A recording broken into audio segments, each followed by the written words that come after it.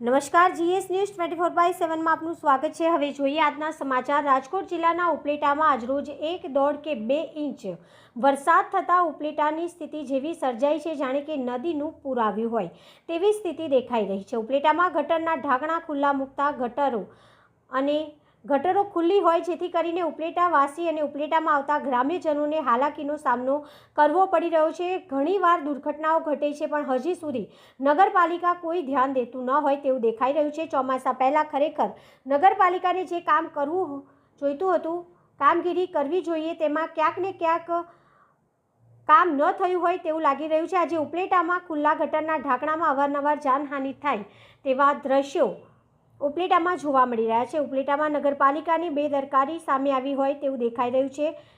આ ક્યારે બંધ થશે તેવા લોકો દ્વારા પ્રશ્નો ઉઠાવવામાં આવી રહ્યા છે। ઘણી રજૂઆત કરવા છતાં કોઈ ધ્યાન ન લેતા નગરપાલિકા પોતે પોતાની મનમાની ચલાવતી હોય તેવા દ્રશ્યો દેખાઈ રહ્યા છે। તો શું ઉપલેટા નગરપાલિકા હજી કોઈ મોટી દુર્ઘટનાની રાહ જોઈને બેઠી હોય તેવું લાગી રહ્યું છે?